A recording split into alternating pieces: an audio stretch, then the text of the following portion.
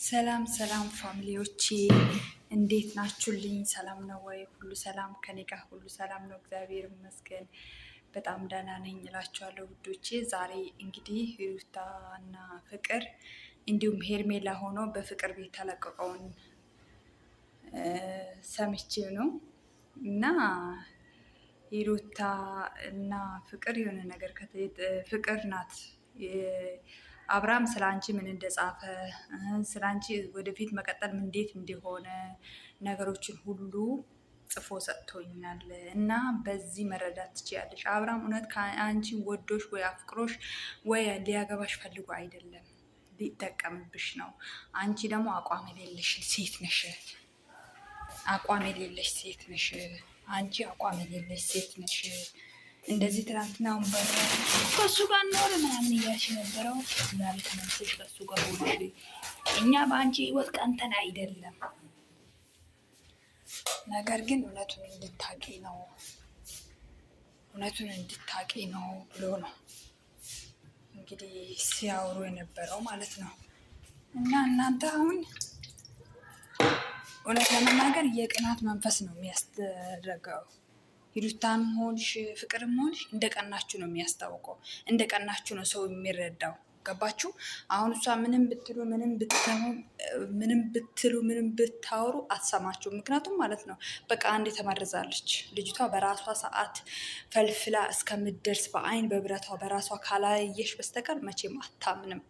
ገባችሁ አይደለ? ስለዚህ ያን ያህል መልፋት አይጠበቅባችሁም እያልኩኝ ያለው ባጭሩ ማለት ነው። እና በቃ እሷ ድፍን ሆናለች፣ ጭንቅላቷ ድፍን ሆኗል። አሳምኗታል። ካላንቺ መኖር አልችልም፣ ካላንቺ እንደዚህ ሆኛለሁ ብሎ ሁሉም ነገር አሳምኗታል። ገባችሁ?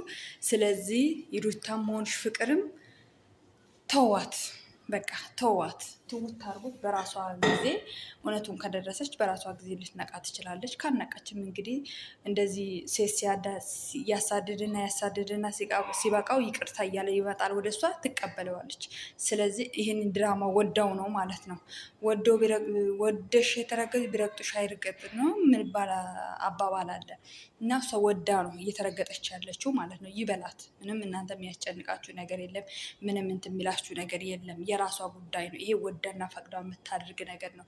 እና ደግሞ በነገራችን ላይ ሄርሜላ ማለት ነው ቪዲዮም የምትለቀው ፀጉሯን የምትስተካከለው በብዛት ወደ አብርሽ ስትመለስ ነው፣ ወይ ደግሞ አብርሽ ወደ እሷ ህይወት ሲመለስ ነው። ልብ ብላችሁ አይታችሁ ከሆነ ማለት ነው። አሁን ሰሞኑም ፀጉሯ ጭብርር ብሎ በቃ ፀጉሩ እንደዚህ ከኋላ እያሳዘች ምናምን ነበረ ስትሰራ የነበረው፣ ከሩታ ጋር ስትመጣ የነበረው ምናምን።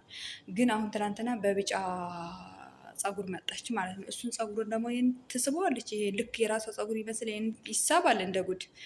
ግማሹ አንዱ ተንጠልጥለዋል፣ አንዱ ወደ ላይ ከፍ ብሏል። የአሁኑ ዲዛይን የዘመኑ ሰዎች ይሄንን ዊግ የምትቀጥሉበት ምን የራሳቸው ፀጉር ራሱ እኮ በቂ ነው። ምን ያደርግላቸዋል? አሁን ተቀጠለ አልተቀጠለ እውነቴን ነው የምነግራችሁ። ወይስ የምታደርጉትን ብሩን የዚህ የዩቱቡን ብር የምታደርጉ ነገር ጠፋባችሁ? ምን ነው ለምስኪኑ አሰጡም እንዴ? ለድሃ አሰጡም እንዴ? ይህንን የፈረስ ጭራ ከምሸምቱ ባይደረግ ፀጉራችሁ በቂ ነው። ሩታም ይሄን ተሸክመዋለች፣ ሄርሜላም ይሄን ተሸክመዋለች። በነገራችን ላይ ምን ያደርግላችኋል ይሄ የፈረስ ጭራ? ምን ነው ይሄን የምትገዙት 100,000 80,000 የምትገዙት ለድሃ ብትሰጡ? በዚህ አጋጣሚ ለማስተላለፍ የምፈልገው ማለት ነው እናንተ የጠገባችሁ ናችሁ፣ የጠገባችሁ ናችሁ። እና ሄርሜላ ማለት ነው ምንም ብትሉት አሰማም።